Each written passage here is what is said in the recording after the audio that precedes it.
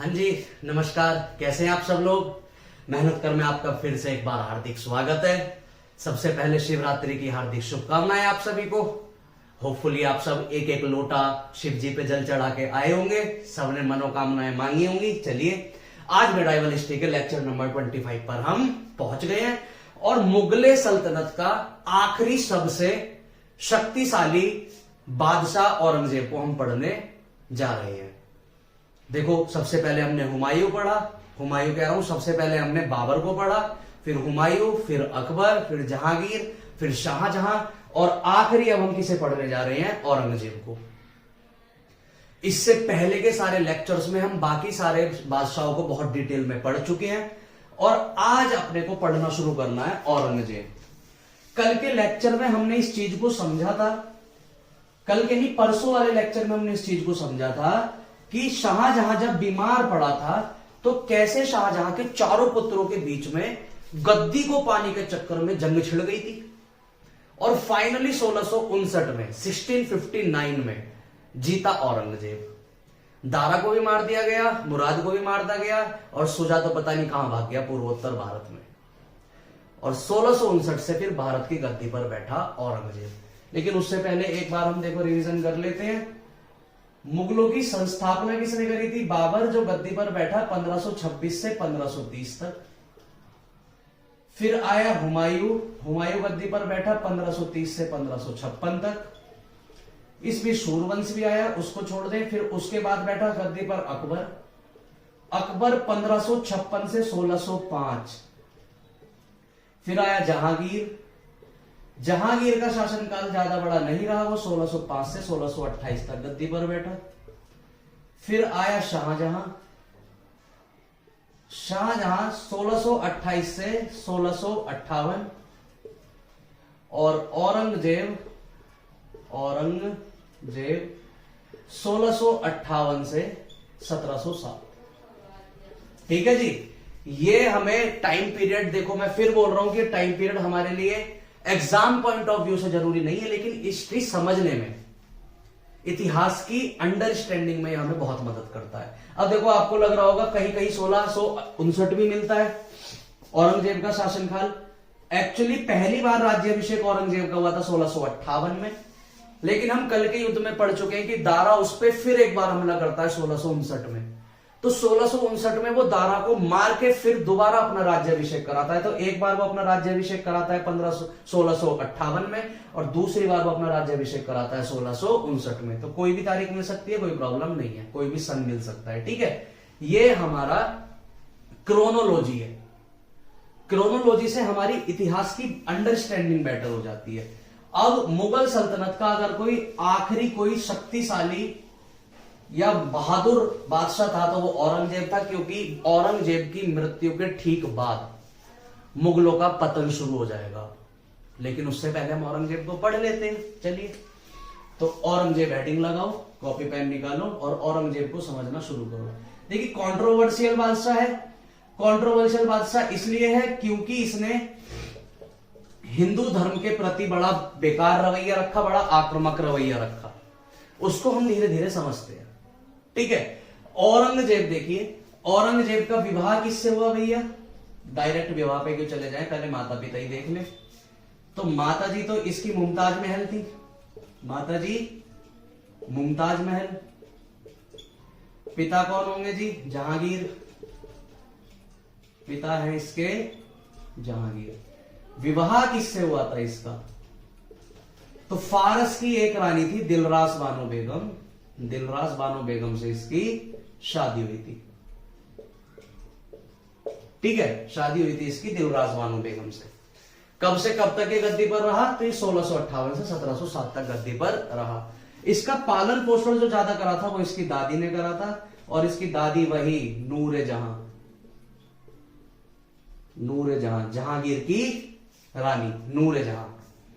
ठीक है जी, ये इसका प्रारंभिक, इसके माता चाचा फूफा मामी के नाम है, जो जरूरी तो नहीं है लेकिन पता होने चाहिए, कई बार पूछ लिए जाते हैं क्लासी चपरासी वाले एग्जाम्स में। अब जब औरंगजेब गद्दी पर बैठता है, तो औरंगजेब गद्दी पर जब बैठता है तो इसके सामने कुछ समस्याएं होती हैं उन समस्याओं को पहले समझो कि इसके सामने सबसे बड़े क्या क्या चैलेंजेस होते हैं। 3-4 चैलेंजेस ऐसे हैं जो इसको निपटाने होते हैं। सबसे पहला, हमारे उत्तर भारत में जो जाट होते हैं वो औरंगजेब का विद्रोह करते हैं। इसका राजपूतों से अच्छे संबंध नहीं रह पाते, राजपूतों से इसके संबंध खराब हो जाते हैं, तो वहां जाके इसे युद्ध करने पड़ते हैं। ठीक है जी।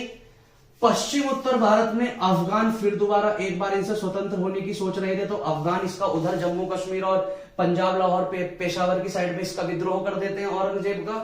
और पूर्वोत्तर भारत में बंगाल की साइड, असम की साइड, म्यांमार की साइड के लोग भी कहीं ना कहीं इसके खिलाफ षड्यंत्र रच रहे होते हैं औरंगजेब के। तो औरंगजेब जब गद्दी पर बैठता है तो सबसे प्रमुख चैलेंजेस होते हैं उसके सामने ये कि उत्तर भारत के जो जाट हैं वो इसका विद्रोह कर देते हैं, क्योंकि ये बड़े बड़े किसान होते हैं, बड़े बड़े जमींदार होते हैं। औरंगजेब कुछ ऐसे कानून बना देता है जो इनके खिलाफ चले जाते हैं। राजपूतों से संबंध उसके क्यों खराब होने लगते हैं कि जैसे ही मारवाड़ के राजा जसवंत सिंह की मृत्यु होती है तो ये औरंगजेब जाके जोधपुर पर कंट्रोल कर लेता है।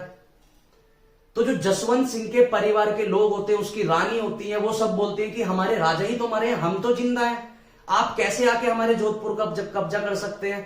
लेकिन औरंगजेब जाके जोधपुर का कब्जा कर लेता है, जिस कारण उसके राजपूतों से पूरी तरह रिलेशन खत्म हो जाते हैं।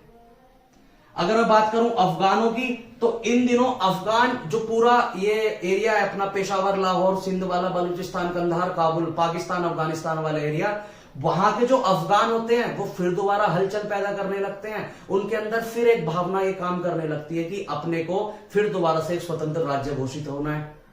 और इधर पूर्वोत्तर भारत के जो असम, अराकाम के वाला एरिया होता है, बंगाल के आसपास का एरिया, ये मुगलों के खिलाफ बगावत करने का षड्यंत्र रचने की कोशिश कर रहे होते हैं। तो हम इनको समझना शुरू करते हैं कि अकबर कैसे इन सारे आंदोलनों से निपटता है, कैसे इन सारे विद्रोहों को निपटाता है। कहीं पर उसकी हार होती है, कहीं पर उसकी जीत होती है। सबसे पहले देखो हम उत्तर भारत की बात समझते हैं।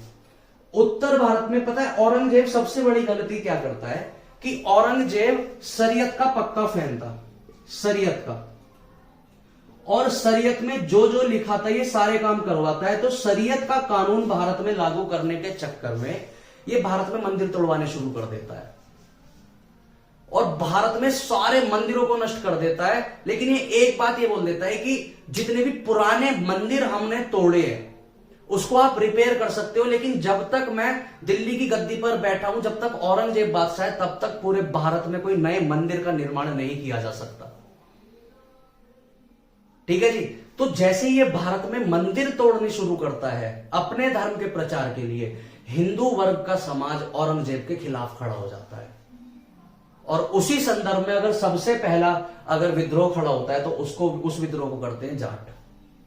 जाट के विद्रोह करने के दो कारण होते हैं। जाट विद्रोह के क्या कारण होते हैं जी? दो कारण होते हैं। एक कारण क्या होता है? लगान पर वसूली उल्टे सीधे तरीके से करना। दूसरा कारण होता है मंदिरों को नष्ट करना, मंदिरों को नष्ट करना। औरंगजेब की मंदिर नष्ट करने की नीति जाटों को पसंद नहीं आती। दूसरा, लगान वसूलने की नीति। औरंगजेब अपने मन माने ढंग से लगान वसूलना शुरू कर देता है, जिससे छोटे छोटे जमींदारों का, किसानों का पड़ता नहीं पड़ता उतना। अब औरंगजेब जानता था कि ये जितना भी जाट विद्रोह हो रहा है ये यमुना और गंगा की घाटी के आसपास का विद्रोह था। ये सारे जाट कहां रहा करते थे? जहां पर गंगा, यमुना, यूपी, बिहार वाले एरिया में जा रही है वहां पर।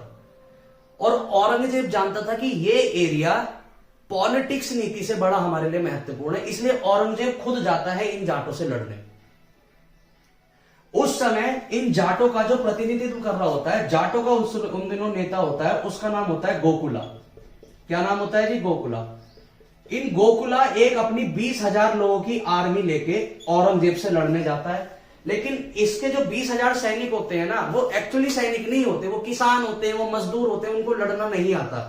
लेकिन उधर से औरंगजेब जा रहा होता है अपनी एक संगठित आर्मी लेके, और वो गोकुला को बड़ी आसानी से मार देता है।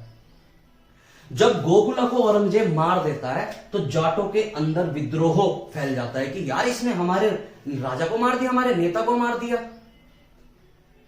और जैसे ही गोकुला की मृत्यु होती है, जाट आंदोलन बिखर जाता है, जाट इधर उधर बिखर जाते हैं और औरंगजेब अपनी नीति में कहीं ना कहीं सक्सेस होना शुरू कर देता है।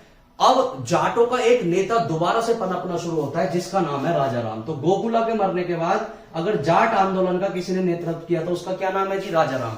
राजा राम इस चीज को बहुत जल्दी समझ जाता है कि यार अगर हम सारे जाट इधर उधर बिखर जाएंगे तो औरंगजेब हमारी कमजोर नीति का फायदा उठा के हम पे और ज्यादा हावी हो जाएगा। इसलिए औरंगजेब धीरे धीरे फिर सारे जाटों को इकट्ठा करते हैं और राजा राम औरंगजेब को सबक सिखाने के लिए कांड कर देते हैं। क्या कांड करते हैं? मैंने तुम्हें बताया था फतेहपुर सीकरी में अकबर को दफनाया जाता है। कहां दफनाया जाता है जी? जो सिकंदरा है ना, फतेहपुर सीकरी, वहां पर अकबर को दफनाया गया था। ये सारे जाट राजा राम के साथ मिलके फतेहपुर सीकरी जाते हैं, वहां पे जहां पे अकबर को दफनाया गया था वहां से अकबर की कब्र निकालते हैं और उस पे ले मट्टी बट्टी का तेल छिड़क के आग लगा देते हैं। राजा राम ऐसा क्यों करते हैं? क्योंकि औरंगजेब हिंदू धर्म से खिलवाड़ कर रहा था, वो हिंदुओं के मंदिर तोड़ रहा था जो कि हिंदुओं को पसंद नहीं आ रही थी। तो राजा राम ने भी उसको धार्मिक रूप से नुकसान पहुंचाने की कोशिश करी। और मुगलों की एक बहुत अच्छी परंपरा, बहुत ही उनके दिल के करीब की परंपरा है कि जो दफनाए गए लोग हैं उनके प्रति उनका बड़ा सम्मान रहता है। और मानिए औरंगजेब के दादा परदादा थे, लक्कड़ दादा थे अकबर, है ना। तो अकबर का और औरंगजेब का कहीं ना कहीं कुछ ना कुछ तो अटैचमेंट रहा ही होगा अकबर से, दिल में इज्जत तो करता होगा, भले ही देखा नहीं होगा। और ये क्या करता है? राजा राम जाता है और अकबर की कब्र निकालता है, गड्ढा खोदता है फतेहपुर सीकरी में जाके, कुछ मिलता तो है नहीं और बाकी बस मट्टी मट्टी मिलती है। उस मट्टी को लेता है, मट्टी का तेल छिड़क के और उसमें आग वाग लगा देता है, मट्टी इधर उधर फेंक देता है। ये समाचार मिलता है औरंगजेब को कि यार जहां पर अकबर को दफनाया गया था वहां पर ये जाट आंदोलन का नेता राजा राम अपनी सैनिकों की भीड़ को लेके गया है और अकबर की दफनाई गई जगह में से मट्टी निकाली और उसको इधर उधर फेंकाया है। ये तो बिल्कुल सीधे तौर पर एक मुगले बादशाह की तौहीन थी। और राजा राम की इस करतूत से औरंगजेब बिलख जाता है और वो फिर दोबारा एक बढ़िया सी आर्मी लेके राजा राम पर अटैक करता है और इस बार वो राजा राम को मार देता है। लेकिन क्योंकि जाटों के अंदर बदले की भावना लगातार बनी रहती है, तुरंत राजा राम के बाद इस आंदोलन को संभाल लेता है चूड़ामन। तो जाट विद्रोह के 3 नेता होते हैं प्रमुख, एक गोकुला, एक राजा राम, एक चूड़ामन। गोकुला को मार दिया गया, राजा राम को मार दिया गया, लेकिन फाइनली चूड़ामन अपनी शर्तें औरंगजेब से मनवाने में सफल रहा। इतना ही नहीं, ये छोटा सा आंदोलन एक शुरू हुआ था, आगे जाके चूड़ामन के समय तक ये आंदोलन इतना बड़ा हो जाता है कि इस आंदोलन में कहीं ना कहीं चूड़ामन और जाट संग्रह जीतता है, जाट का पूरा जो ग्रुप है वो जीतता है और जाट लोगों का जितना भी अपना एरिया होता है उसको वो औरंगजेब की सल्तनत से अलग स्वतंत्र कर लेते हैं। और जब ये चीज अफगानिस्तान देखता है कि यार छोटे से जाटों की संगठित सेना ने अपने एरिया को मुगलों से स्वतंत्र कर लिया तो हम नहीं कर सकते क्या? तो जाटों से इंस्पायर होकर अफगान उधर पश्चिम में विरोध कर देते हैं। अब औरंगजेब करे तो क्या करे? इसलिए औरंगजेब चूड़ामन की शर्तों को मान के फिर अफगान का विद्रोह शांत करने की तरफ ध्यान देता है। अफगान एक तो कहीं ना कहीं खुद चाह रहे थे कि हम मुगलों से कैसे भी अपने आप को स्वतंत्र कर लें। अब देखो अफगानों के बारे में समझो कि ये अपने आप को क्यों स्वतंत्र करना चाहते थे। अफगानों के पास बेसिकली एरिया था अफगानिस्तान वाला जहां पर सिर्फ और सिर्फ पहाड़ है, वहां पर टैक्स अच्छे से कलेक्ट नहीं होता, वहां पर खेती बाड़ी कोई बहुत अच्छी नहीं होती, तो लोग वहां पर मरते थे भूखे। और दूसरा, इन अफगानों के पास एक ही ऑप्शन होता था कि अगर इन्हें पैसा कमाना है तो आके मुगल दरबार में नौकरी करें। जब ये मुगल दरबार में नौकरी करने जाया करते थे तो मुगल इस चीज का खास ध्यान रखते थे कि इनको नौकर चाकर की ही नौकरी दी जाए, इनको खास ओहदे ना दिए जाए। और ये नौकरी करने इस मन से आते थे कि कब हमारा दबदबा एकदम से बनेगा और हम मुगलों को हरा के दोबारा अपनी सत्ता काबिज कर लेंगे। ऐसा मौका इनको मिलता नहीं था, ज्यादा दिन नौकरी कर नहीं पाते थे, इसलिए नौकरी छोड़ के दोबारा अफगानिस्तान भाग जाया करते थे। मुगल जो नेता हुआ करते थे इनको बड़े बड़े ओहदे नहीं दिया करते थे, तो इनके सम्मान को ठेस पहुंचा करती थी। कहीं ना कहीं इन मुगलों ने ही आके इन अफगानों को हराया था। कभी बाबर ने आके इब्राहिम लोदी को हराया था, तो इन अफगानों के अंदर एक चोट लगी हुई थी जिसको ये भरना चाहते थे। इसलिए लगातार आप देखेंगे मुगलों और अफगानों के जोड़ चलते रहे। इन अफगानों से निपटने के लिए इसने औरंगजेब ने कई बार युद्ध छेड़े, कई बार अपने सेनापति छेड़े भेजे, लेकिन अफगानों को वो हरा नहीं पाए। रीजन क्या थे कि अफगानिस्तान पूरा पहाड़ी एरिया है, आप पहाड़ी एरिया पे किसी को कैसे हरा पाओगे भाई? उस पे पहाड़ पे लोकेशंस अलग होती हैं, पहाड़ पे आप कहीं भी छुप जाओगे, पहाड़ पे लड़ना बड़ा मुश्किल होता है। इनको पहाड़ की सारी लोकेशंस पता थी। इधर से मुगल आर्मी नौसिखिया थी, उनको कुछ पता ही नहीं होता था कि कहां से जाके किसको क्या मारना है। अफगान वहां पर भारी पड़ जाते थे। फाइनली अफगान में पोस्टिंग करी जसवंत सिंह की। किसकी पोस्टिंग करी जी? जसवंत सिंह की। जब औरंगजेब ने जसवंत सिंह की पोस्टिंग करी तब जाके अफगान का मामला निपटा। जसवंत सिंह ने जाके सारे अफगानों को ठीक कर दिया। हाँ भाई, कैसे शोर मचा रहे हो, हटो। तो अफगानों को जसवंत सिंह ने शांत किया। ठीक है जी। अब बात करते हैं हम पूर्वोत्तर भारत की। पूर्वोत्तर भारत की बात करते हैं कि राजपूत वाले तो सबसे एंड में समझेंगे, वो बढ़िया है। और फिर उसके बाद इकलौता हमारा क्या रह जाएगा? शिवाजी, मराठा। उनसे सबसे बड़ा विवाद था इसका। अब देखो हम बात करते हैं असम। आज का जो असम है, कूच बिहार मतलब बंगाल,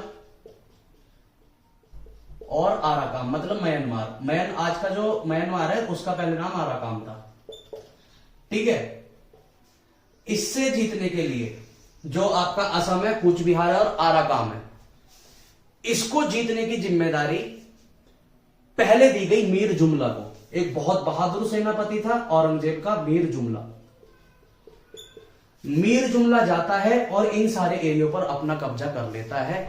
आप देखिए औरंगजेब के समय मुगल सल्तनत आराकाम तक पहुंच जाती है, म्यांमार तक, और म्यांमार को भारत में जोड़ के ले आते हैं। वो तो 1935 में अंग्रेज म्यांमार को भारत से अलग कर देते हैं, वरना 1935 तक म्यांमार भारत का हिस्सा रहता है, औरंगजेब के शासनकाल से लेकर 1935 तक। तो पूर्वोत्तर में हमारी सीमा कहां तक चली जाती है औरंगजेब के काल में? म्यांमार तक। म्यांमार भारत का हिस्सा बनाकर, और कौन लेके आता है? मीर जुमला। लेकिन बहुत जल्दी मीर जुमला की मृत्यु हो जाती है। जैसे ही मीर जुमला की मृत्यु होती है, ये दोबारा अपने आप में स्वतंत्र होने की भावना इनके अंदर आने लगती है, और ये फिर दोबारा स्वतंत्र होने के लिए कारनामे करने शुरू कर देते हैं। तब मीर जुमला की मृत्यु के बाद वो यहां पर पोस्टिंग करता है शाइस्ता खान की। ये औरंगजेब के मामा है शाइस्ता खान, और शाइस्ता खान जाते हैं और फिर तीनों जगहों को आसानी से जीत के मुगल सल्तनत में मिला देते हैं। तो पूर्वोत्तर भारत का भी वो क्या करता है? विस्तार करता है। इससे पहले म्यांमार तक कोई भी मुगल बादशाह, कोई भी दिल्ली सल्तनत का बादशाह नहीं पहुंचा, ना इसके बाद पहुंचा। औरंगजेब इकलौता ऐसा बादशाह था जो म्यांमार को भी भारत में उसने मिला दिया था। उस समय आप सोचिए अखंड भारत की सीमाएं क्या होंगी, जो कटक से लेके, कटक कह रहा हूं, अटक का भी हमारा जो एरिया वो पूरा सिंध पेशावर वाले एरिया से लेके और म्यांमार तक हमारी सीमा लगती थी औरंगजेब के शासनकाल में। ठीक है जी। तो इसको किसने जीता? या अगर मैं पूर्वोत्तर भारत की बात करूं तो मीर जुमला और शाइस्ता खान ने जीता। ठीक है। अब देखो सबसे मेन विवाद समझो।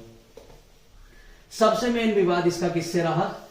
तो सबसे मेन विवाद इसका रहा दक्कन में मराठा साम्राज्य से। किससे जी? मराठा साम्राज्य से। अगर औरंगजेब की नाक में सबसे ज्यादा किसी ने दम किया तो वो थे छत्रपति शिवाजी। छत्रपति शिवाजी औरंगजेब के समय धीरे धीरे बाकी सारे एरिया को दक्कन के जीत रहे थे। कभी बीजापुर के कुछ एरिया उन्होंने जीत लिए, कभी गोलकुंडा के कुछ एरिया उन्होंने जीत लिए। ये देखिए मैप के माध्यम से समझाता हूं। ये इधर था मराठा साम्राज्य, ठीक है, नीचे ये बीजापुर था, इधर था गोलकुंडा। ये शिवाजी यहां बैठे बैठे बीजापुर को भी जीत रहे थे कुछ और गोलकुंडा को भी जीत रहे थे। अच्छा, यहां पर बैठा है औरंगजेब। औरंगजेब ने शुरुआत में शिवाजी को बड़ा लाइटली लिया, तो उसने बोला चलो ठीक है कोई नहीं, अभी बच्चा है, क्योंकि शिवाजी हाइट के भी छोटे थे और शिवाजी को उन दिनों नाम भी कोई बहुत ज्यादा नहीं था। तो औरंगजेब ने शिवाजी को बहुत लाइटली लिया। लेकिन शिवाजी धीरे धीरे इस वाले एरिया को भी जीतने लगे और इस वाले एरिया को भी जीतने लगे। ये एरिया कौन सा है? बीजापुर। कौन सा, क्या नाम है इसका? बीजापुर। और ये एरिया कौन सा है? गोलकुंडा। जब शिवाजी ज्यादा यहां के एरिया को जीतने लगे तो ये जो बीजापुर है ना, यहां का उन दिनों जो राजा था उसका नाम था आदिल शाह। क्या नाम था? आदिल शाह। और आदिल शाह कहीं ना कहीं उन दिनों मुगलों से संधि करके बैठा था और मुगलों का साथ दे रहा था। तो औरंगजेब ने एक समाचार भिजवाया आदिल शाह के पास कि यार कैसे एक छोटा सा एक ये शिवाजी का नाम का कोई मैं नाम सुन रहा हूं, बहुत ज्यादा एक नाम चल रहा है शिवाजी, और यार वो बीजापुर आके आपसे कुछ भी जीत के लेके चला जाता है, कैसे आप राजा हो यार? उसको मारो, शिवा को खत्म करो यहां से, और जाके तुम उस वाले एरिया पर कब्जा कर लो। तो आदिल शाह भी क्योंकि उन दिनों शिवाजी से परेशान था, क्योंकि शिवाजी आदिल शाह के बीजापुर में से कभी कोई सा किला जीत के चले जाया करते थे, कभी कोई सा। तो आदिल शाह ने निर्णय लिया कि औरंगजेब ने भी अगर बोला है तो अब मैं शिवाजी को जाके पेलता हूं। तो उन दिनों आदिल शाह का एक बहुत ही खूंखार सेनापति था जिसका नाम था आसफ खान। क्या नाम था जी? आसफ खान। अब आसफ खान ये लंबा चौड़ा, उसकी हाइट बहुत, और शिवाजी उसके आते थे यहां पे। आसफ खान शिवाजी से लड़ने गए। इधर से शिवाजी को पता चला कि भाई यहां से बीजापुर से मेरे को लड़ने के लिए आसफ खान को भेजा गया है, तो अब मेरे को आसफ खान से लड़ना है। शिवाजी कहीं ना कहीं डर भी रहे थे, क्योंकि आसफ खान एक बहुत कुशल सेनापति भी था, उसकी आर्मी भी बड़ी थी, उसकी आर्मी शिक्षित आर्मी थी, उसकी आर्मी को लड़ना आता था। शिवाजी के पास इतना कौशल भी नहीं था, इतनी आर्मी भी नहीं थी। अब आसफ खान ने सोचा, यार मैं इतना महान सेनापति, अगर शिवाजी से लड़ूंगा तो इसमें मेरी तौहीन है, इसको तो मैं धोखे से मार देता हूं। तो आसफ खान ने क्या करा, अपने एक जासूस से, किससे? जासूस से शिवाजी के पास मैसेज भिजवाया कि आसफ खान जो है शिवाजी से समझौता करने के लिए तैयार है बिना युद्ध के, और आसफ खान शिवाजी से समझौता करेगा, और बिना युद्ध के हम कुछ समझौता करेंगे, कुछ बात शिवाजी की सुनी जाएंगी, कुछ आसफ खान की, और फिर डील डन कर दी जाएगी। अब आसफ खान का जासूस ये समाचार लेके जाता है किसके पास? शिवाजी के पास। और शिवाजी से बोला जाता है कि आसफ खान आपसे युद्ध नहीं लड़ेगा, वो आपसे समझौता करने के लिए तैयार है।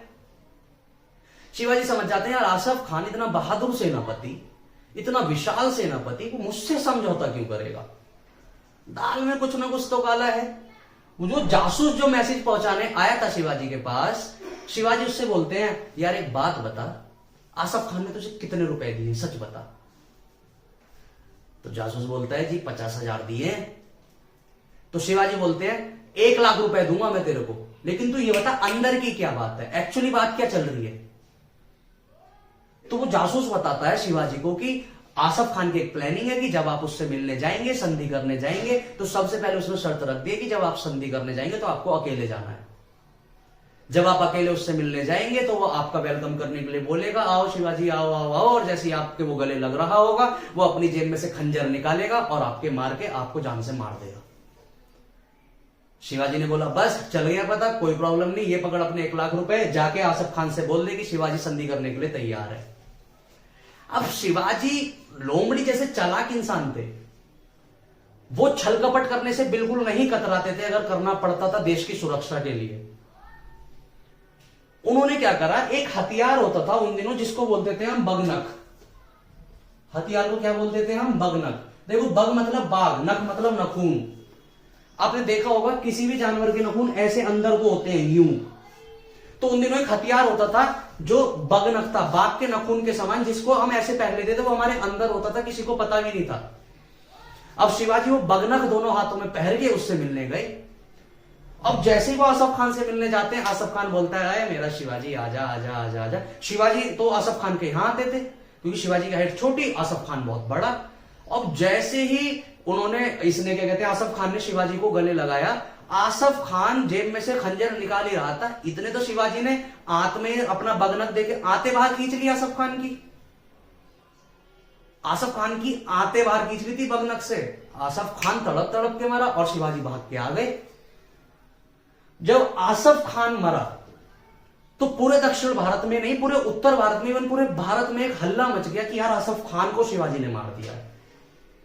ये औरंगजेब के लिए चुनौती थी, क्योंकि औरंगजेब अब सीधे तौर पर शिवाजी को कंट्रोल करना चाहता था, लेकिन आसफ खान की मृत्यु के बाद औरंगजेब ने इस मुद्दे को और ज्यादा गहराई से लिया, और अब उसने क्या करा, अपने सबसे बहादुर सेनापति में से एक, अपने मामा शाइस्ता खान की पोस्टिंग कर दी। कहां? शाइस्ता खान की पोस्टिंग कर दी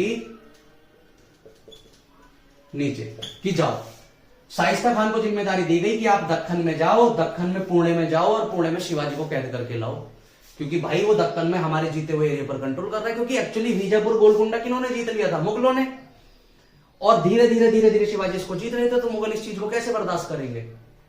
तो दक्कन में सबसे पहले जिम्मेदारी दी गई शिवाजी को पकड़ने के लिए शाइस्ता खान की। शाइस्ता खान औरंगजेब के मामा थे। साथ में शाइस्ता खान के साथ साथ एक कुशल सेनापति और भेजा गया, जिसका नाम था जसवंत सिंह। ये वही जसवंत सिंह है जिसने औरंगजेब की नाक में दम कर रखा है। जानते हैं ना, ऑफर दे देता, कभी सुजा को ऑफर दे देता था, कभी दारा शिकोह को। जब शाइस्ता खान और जसवंत सिंह नीचे आए शिवाजी को मारने, तो शाइस्ता खान ने सबसे पहले आके शिवाजी के पुणे का किला घेर लिया। पुणे का किला ही घेर लिया, पूरा पुणे का किला। ये वो किला था जिसमें शिवाजी का बचपना बीता। अब जब पुणे का किला शाइस्ता खान ने आके घेर लिया और 6 महीने तक घेर के बैठ गया, इस बीच जसवंत सिंह ने फिर एक पासा फेंका। जसवंत सिंह ने समाचार भिजवाया शिवाजी को। शिवाजी से बोला, शिवाजी इस शाइस्ता खान को मारेगा? शिवाजी ने बोला, यार शाइस्ता खान को कैसे मारूंगा, बड़ा पावरफुल है, इतनी बड़ी आर्मी लेके बैठा है, मैं कैसे मारूंगा? जसवंत सिंह ने बोला, मैं भी औरंगजेब द्वारा ही भेजा गया हूं, टेंशन मत ले, मैं तेरे साथ हूं। मैं एक काम करूंगा, तेरे को 400-500 मुगल सैनिकों की ड्रेस दे दूंगा। तो मुगल सैनिकों की ड्रेस पकड़, अपने सारी 400-500 लोगों को मुगल आर्मी की ड्रेस पहना, और वो आर्मी जब तू ड्रेस पहन लेगा तो जो शाइस्ता खान की आर्मी है उसकी और तेरी ड्रेस, आर्मी की ड्रेस बिल्कुल सेम हो जाएगी। वो तुझसे सवाल जवाब करेंगे नहीं, सीधा अंदर घुसी और शाइस्ता खान को मार दिया। घुसने में आरामी रहेगी, तेरे को कोई रोकेगा नहीं। शिवाजी ने बोला ठीक है। तो जसवंत सिंह ने 400 अपने सैनिकों की ड्रेस मुहैया करा दी शिवाजी को। अब शिवाजी जाते हैं अपने सैनिकों के साथ, और सैनिकों के साथ वो पुणे के किले में एंट्री कर जाते हैं, जिस पुणे के किले में शाइस्ता खान बैठा है। अब शिवाजी जाते हैं तो आर्मी बाकी जो उसके रखवाली कर रहे थे शाइस्ता खान की, वो पूछते हैं कहां? तो बोलते हैं, यार हम तो औरंगजेब द्वारा भेजे गए सैनिक हैं, दक्षिण भारत में एक मुहिम पर आए थे, युद्ध चल रहा था, तो अभी थक गए हैं, तो हमें विश्राम के लिए थोड़ी सी जगह दो, सुबह उठ के हम चले जाएंगे। तो मना कैसे कर सकते थे, क्योंकि आर्मी तो औरंगजेब की थी। अब उसी रात शाइस्ता खान के घर में जिस कमरे में वो सो रहा था, वहां पे घुस जाते हैं शिवाजी, शाइस्ता खान का अंगूठा काट के ले आते हैं, और शिवाजी उसको बोलते हैं कि देख ले, इस बार अंगूठा काट रहा हूं, अगर अगली बार यहां दिखा गला काट दूंगा। भाई अगले दिन शाइस्ता खान उठते हैं, सब चीज भूल जाते हैं, मलवल का त्याग सब भूल जाते हैं कि ब्रश बाद में करूंगा, चप्पल लेते हैं हाथों में, बिना देखे सीधे भाग जाते हैं दिल्ली। जब यहां से वापस भाग के दिल्ली चले जाते हैं तो औरंगजेब बोलता है, मामा तुम्हें तो मैंने भेजा था यार, जाके मराठाओं को शांत करो, शिवाजी को शांत करो। शाइस्ता खान ने बोला, इन मराठाओं को तो शांत कर लूंगा, पहले तो इस जसवंत सिंह को समझा। इस जसवंत सिंह ने पता है क्या करा? औरंगजेब ने बोला क्या कि यार इस जसवंत सिंह ने अब शिवाजी के मुगल सैनिक घुसवा दिए, वो तो जैसे तैसे मैं बच के भाग के आया हूं। लेकिन औरंगजेब को यहां पर लगा कि कमी शाइस्ता खान की है, वो डर के भाग के क्यों आया। और यहां पर औरंगजेब शाइस्ता खान से इतना ज्यादा नाराज हुआ कि उसने अपने मामा की पोस्टिंग कर दी थी फिर बंगाल, कि मामा बंगाल पहुंचो और आज के बाद शक्ल मत दिखा देना, अगर शक्ल दिखाई टंगड़िए तोड़ दूंगा। और उसके बाद से जब वो डर के भाग के आ गए थे तो शाइस्ता खान बंगाल में रहा, बंगाल में मर गया, औरंगजेब देखने तक नहीं गया। औरंगजेब ऐसे मामा को क्या देखने जाएगा जो शिवाजी से भाग के डर के भाग के आ गया। अब औरंगजेब के सामने चुनौती तो है कि भाई शिवाजी को शांत करना है, तो वो भेजता है, किसको भेजे? तो वो अपना औरंगजेब का बेटा होता है मुअज्जम। औरंगजेब का बेटा कौन होता है? मुअज्जम को भेजता है कि जा, दक्षिण भारत में जसवंत सिंह बैठा है और मुअज्जम तू भी जा, और दोनों मिलकर शिवाजी को मारो या पकड़ के लाओ। जसवंत सिंह फिर यहां बखेड़ा कर देता है। जैसे ही मुअज्जम दक्षिण भारत आता है, जसवंत सिंह मुअज्जम से बोलता है, तुझे दिल्ली का मुगल बादशाह बनना है क्या? मुअज्जम बोलता है, हाँ यार, कि तू टेंशन मत ले, तू अपने बाप के खिलाफ विद्रोह कर, औरंगजेब के खिलाफ, और मैं तेरा साथ दूंगा। मुअज्जम दक्षिण भारत आया है जीतने, शिवाजी को हराने। जसवंत सिंह विद्रोह करवा देता है औरंगजेब पे, और मुअज्जम अपने बाप का विद्रोह करता है गद्दी के चक्कर में। जसवंत सिंह देख रहे हैं इसने कितना खिलवाड़ कर रहा है। अगर आप मैंने क्यों बोला कि इतिहास का सबसे, अगर राजस्थानी इतिहास का अगर सबसे चर्चित राजाओं में से पढ़े तो जसवंत सिंह फेवरेटों में से एक क्यों आता है? देखो जसवंत सिंह, इसके बारे में थोड़ा सा समझिए, क्यों इतना मजेदार राजा रहा, इतना राजपूत बढ़िया राजा क्यों रहा। आप जानते हो जो धर्मट का युद्ध हुआ, धर्मट के युद्ध में जसवंत सिंह लड़ रहा था। जसवंत सिंह के साथ, जसवंत सिंह किससे लड़ रहा था मैं ये बताना चाह रहा हूं। जसवंत सिंह लड़ रहा था औरंगजेब से धर्मट के युद्ध में। जसवंत सिंह के साथ यहां पर एक और सेनापति था कासिम खान। औरंगजेब के साथ यहां पर इसका भाई था मुराद। इस धर्मट के युद्ध में 1658 में औरंगजेब ने कासिम खान को अपने साथ मिला लिया था, और इस युद्ध में जसवंत सिंह की हार हुई थी। इस हार के कारण इसकी बीवी ने भी इसकी बहुत टोन कसी थी, इससे आपको ध्यान हो तो औरंगजेब ने जसवंत सिंह के साथ खिलवाड़ किया था। कैसे? कि उसके सेनापति को, उसी के सेनापति को अपने पास में मिला लिया था। लेकिन इसके जस्ट अगले युद्ध में, धर्मठ के बाद जो सामूगढ़ का युद्ध हुआ था, सामूगढ़ के युद्ध में क्या हुआ था? दारा शिकोह डर के भाग गया और फाइनली दिल्ली का राजा कौन बन गया? औरंगजेब। कौन बन गया? औरंगजेब। इस युद्ध में जो जसवंत सिंह लड़ने आया था वो दारा की तरफ से लड़ने आया था, लेकिन जैसे ही औरंगजेब जब राजा बना तो जसवंत सिंह औरंगजेब की साइड से जाके जुड़ गया कि ठीक है भाई, उस समय राजा दारा शिकोह था तो हम दारा शिकोह की साइड से लड़ रहे थे, अब राजा तू है तो हम तेरी साइड से लड़ रहे हैं। ठीक है। इसके बाद आपको ध्यान हो तो खजवा के युद्ध में, कौन से युद्ध में? खजवा के युद्ध में सुजा आया था आक्रमण करने औरंगजेब पर। किस पर?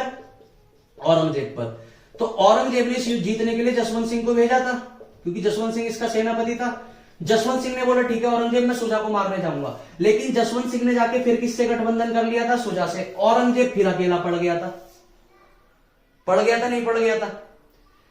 जैसे जैसे औरंगजेब ने सुजा को मारा, उसके बाद जसवंत सिंह पे औरंगजेब ने फिर भी भरोसा दिखाया, लेकिन फिर जसवंत सिंह ने जाके किससे गठबंधन बना लिया? औरंगजेब के दुश्मन दारा से। हमेशा जसवंत वो काम कर रहा है, जसवंत जाके उनसे दोस्ती कर रहा है जो औरंगजेब के कट्टर दुश्मन है, फिर भी औरंगजेब जसवंत सिंह का कुछ नहीं बिगाड़ पा रहा था। ठीक है। जब मुअज्जम को फाइनली दक्षिण भारत में उसने, पता है, मुअज्जम को चढ़ा दिया जसवंत सिंह ने, और मुअज्जम ने अपने आप को मुगले बादशाह घोषित कर दिया, दक्षिण भारत का अपने आप को बादशाह घोषित कर दिया। औरंगजेब ने बोला यार इसने जसवंत सिंह ने खोपड़ी में दर्द कर दिया, तब उसको दक्कन से हटा के उसने गुजरात भेज दिया। औरंगजेब ने जसवंत सिंह को दक्कन का सेनापति नियुक्त ना करके फिर गुजरात का सेनापति नियुक्त कर दिया। लेकिन कुछ समय बाद औरंगजेब को समझ आया यार ये गुजरात में रहकर भी दिक्कत ही करेगा। क्यों? क्योंकि गुजरात की सीमाएं जोधपुर से लगती हैं, है ना, और जोधपुर का ही राजा कौन था? जसवंत। तो अगर कोई भी राजा अपने राज्य के करीब रह के अगर नौकरी करेगा, अगर शासन करेगा, तो फिर वो और जीना मुश्किल कर देगा, क्योंकि आपको पता है घर के सामने तो हर कोई शेर बनता है। जब वो जोधपुर का राजा था जसवंत सिंह एक्चुअली। ठीक है। अब औरंगजेब ने क्या करा कि दक्षिण भारत से उसकी पोस्टिंग हटा के गुजरात में लगवा दी, लेकिन गुजरात की सीमा बनती थी जोधपुर से, तो अब तो जसवंत सिंह बिल्कुल अपने घर के पास आ गया, अब तो वो और ज्यादा आतंक मचाएगा। इसलिए फाइनली परेशान होके औरंगजेब ने उसे गुजरात से ट्रांसफर करके उसे भेज दिया था काबुल। कहां भेज दिया था? काबुल। और जब वो काबुल गया तब औरंगजेब ने बोला अच्छा तूने मेरी नाक में इतना दम कर रखा था ना, तुझे मैं अभी बताता हूं। और औरंगजेब ने जब जसवंत सिंह को भेज दिया काबुल, उसके बाद भारत में निर्देश दिए कि सारे मंदिर तोड़ो, सारे मंदिर तोड़ो जितने तोड़ सकते हो। यह बात पता चली काबुल बैठे जसवंत सिंह को कि यार मुझे काबुल भेज के औरंगजेब ने भारत में एक ऑर्डर पास कर दिया है कि सारे मंदिरों को तोड़ो। अब जसवंत सिंह करे तो क्या करे? जसवंत सिंह जी ठेठ राजपूत, उसके लिए मंदिर को बचाना उसके लिए सबसे बड़ा धर्म। अब वो करे तो क्या करे? इतनी दूर बैठा है, आ भी नहीं पाएगा, इतने वो काबुल से राजस्थान वगैरह पहुंचेगा, इतने औरंगजेब की आर्मी राजस्थान पहुंच के मारवाड़ और मेवाड़ के सारे मंदिरों को तोड़ देगी। तो जसवंत करे तो क्या करे? उसे और कुछ नहीं सूझा उपाय, तो उसने बोल दिया, काबुल में बैठे अपने सारे सेनापति और अधिकारी को एक ऑर्डर दिया कि जैसे उसने ऑर्डर पास किया है कि सारे भारत के मंदिरों को तोड़ दो, वैसे मैं तुम्हें ऑर्डर देता हूं काबुल की सारी मस्जिदें तोड़ दो। ये बात औरंगजेब को पता चली कि ले भैया उसने काबुल में सारी मस्जिदें तोड़वाने का निर्णय ले लिया है। औरंगजेब ने फटाफट अपने सारे सैनिकों को बोला कोई भी मंदिर नहीं तोड़ेगा। क्यों? क्योंकि अगर वो यहां मंदिर तोड़ता तो वो काबुल में मस्जिद तोड़ता जसवंत सिंह, और अगर वो मस्जिद तोड़ता तो जनता जो भारत की है वो औरंगजेब को गरियाती कि तेरे शासनकाल में हमारी मस्जिदें टूट रही हैं, इससे पहले इतने मुगल बादशाह आ गए, किसी के शासनकाल में मस्जिदें नहीं टूटी। इसलिए औरंगजेब ने दूरदर्शी देखते हुए मंदिर तोड़वाने उस समय बंद कर दिए थे। और जब तक औरंगजेब भारत में जसवंत सिंह, मतलब जब तक औरंगजेब के शासनकाल में जब तक जसवंत सिंह भारत में पोस्टिंग रहा था, उसने औरंगजेब को जजिया तक नहीं लगाने दिया था। सबसे कठोरता से विरोध करता था जसवंत सिंह की आप चाह के भी मेरे सामने जजिया कर नहीं लगा पाएंगे। लेकिन जब इसकी मृत्यु हुई तो इसकी मृत्यु के बाद सबसे ज्यादा राजी हुआ था औरंगजेब। सबसे ज्यादा राजी कौन हुआ था जी? औरंगजेब। जिस दिन ये मरा था ना, उस दिन औरंगजेब ने पार्टी करवाई थी भाई कि मेरा सबसे बड़ा दुश्मन मर गया, क्योंकि जसवंत सिंह हर उस काम में टांग अड़ाया करता था जो औरंगजेब करना चाहता था। एक्चुअली टांग नहीं अड़ाता था, जसवंत सिंह भी एक हिंदू राष्ट्र को सपोर्ट करता था, हिंदू राष्ट्र को। और औरंगजेब ने क्योंकि एक ऐसी नीति अपनाई जो हिंदू राष्ट्र के खिलाफ थी, इसलिए जसवंत सिंह औरंगजेब का साथ नहीं देता था। कई बार बच्चे क्वेश्चन पूछते हैं या तुम्हारे मन में भी ये डाउट आता होगा कि जब जसवंत सिंह इतने ज्यादा पंगे ले रहा था औरंगजेब से, तो औरंगजेब ने इसके खिलाफ कार्रवाई क्यों नहीं करी? नीतीश कुमार गाली बकते थे बीजेपी को, कहते थे मरना मर जाऊंगा लेकिन बीजेपी ज्वाइन नहीं करूंगा। क्या हुआ है? अभी गद्दी के लिए, मुख्यमंत्री बनने के लिए उन्होंने सबसे पहले बीजेपी से गठबंधन कर लिया ना। तो जी ये राजनीति है, राजनीति में कोई धर्म कुछ नहीं होता, यहां पर सिर्फ फायदा देखा जाता है। औरंगजेब जानता था जसवंत सिंह एक बहुत बहादुर, बहुत जानदार सेनापति है, जिसके साइड होगा एक तरफा युद्ध कर जितवा देगा, एक तरफा इसकी फैन फॉलोइंग है। इसलिए जसवंत सिंह को खोना औरंगजेब नहीं चाहता था। इसलिए औरंगजेब ने भले ही बार बार, क्या कहते हैं, जसवंत सिंह ने बार बार भले ही औरंगजेब को अपना भरोसा खोया हो, जसवंत सिंह ने पंगे लिए हो, लेकिन औरंगजेब ने हमेशा अपना भरोसा जसवंत सिंह पे रखा। और जसवंत सिंह के मरने के बाद जोधपुर में औरंगजेब ने काफी कुछ किया, वो हम आगे पढ़ेंगे। अभी हम पढ़ रहे थे अपना, देखो जसवंत सिंह के बारे में मैंने थोड़ा सा बता दिया। इधर मैं शिवाजी के बारे में पढ़ रहा था। जब शिवाजी नहीं माने और शिवाजी ने शाइस्ता खान को भी भगा दिया, और शाइस्ता खान को भगा दिया, उधर मुअज्जम को भेजा, मुअज्जम ने अपने आप को दक्षिण भारत में स्वतंत्र मुगल बादशाह घोषित कर दिया। तब फाइनली औरंगजेब ने अपने सबसे भरोसेमंद में से एक सेनापति जयसिंह को भेजा। किसको भेजा? जयसिंह। जयसिंह फाइनली लड़ने जाते हैं 1665 में। कब लड़ने जाते हैं? 1665 में ये लड़ते हैं शिवाजी से। और इस युद्ध में शिवाजी, युद्ध नहीं होता, युद्ध से पहले शिवाजी समझ जाते हैं कि इस बार जयसिंह इतनी भारी भरकम आर्मी लेके आया है कि इस बार पार पड़ेगी नहीं, और मजबूरन शिवाजी समझौता कर लेते हैं जयसिंह से। ये एक समझौता होता है 1565 में। इस संधि को बोलते हैं पुरंदर की संधि। क्या बोलते हैं जी? पुरंदर की संधि। पुरंदर की संधि में यह तय होता है कि 35 किले लगभग उन दिनों शिवाजी जीत चुके थे, उन 35 में से 23 किले इन्हें मुगलों को देने पड़ते हैं।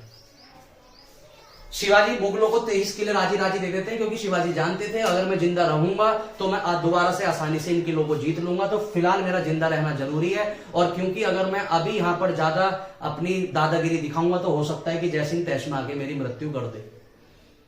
तो पुरंदर की संधि वो जयसिंह से कर लेते हैं। जयसिंह इनसे 23 किले लेता है, साथ में एक शर्त और रखता है इनके सामने कि आपको एक बार औरंगजेब के सामने पेश होना पड़ेगा।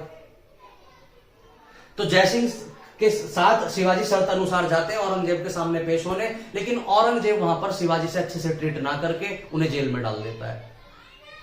जब शिवाजी को औरंगजेब जेल में डाल देता है, तब जयसिंह को लगता है कि यार कहीं ना कहीं बात मेरे पे आएगी कि मैं तो शिवाजी को ये कह के लाया था ना कि तेरे को एक बार औरंगजेब के सामने पेश होना है। औरंगजेब ने जेल में डाल दिया। शिवाजी सोच रहे होंगे कि जयसिंह की रणनीति थी कि वो झूठ बोल के मेरे को आगरा लेके आया और मेरे को किले में बंद करवा दिया।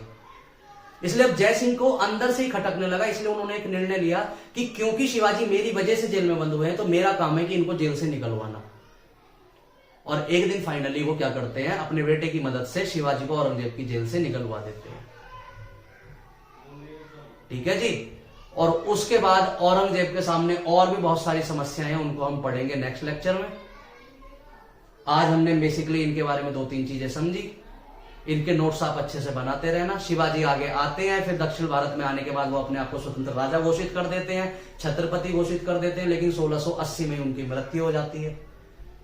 1680 में जब उनकी मृत्यु हो जाती है तो फिर उसके बाद उनके बेटे आते हैं। वो मराठा साम्राज्य का टॉपिक है, उसको हम डिटेल में पढ़ेंगे इसके बाद जब हम मराठाओं को पढ़ेंगे। इसलिए मैं शिवाजी पे यहाँ पे ज्यादा जिक्र नहीं कर रहा हूं। क्यों नहीं कर रहा हूं? क्योंकि अभी हम मुगल पढ़ रहे हैं, हमारा मेन फोकस है मुगल। इसके बाद जब हम मराठा साम्राज्य को पढ़ेंगे तो वहां डिटेल में शिवाजी क्या, उससे पहले इनके जो पिताजी थे शाहजी भोसले और उनके जो शिवाजी के जो नाना जी थे जाधव राव, उनके बारे में से वहां से पढ़ना शुरू करेंगे। ठीक है जी।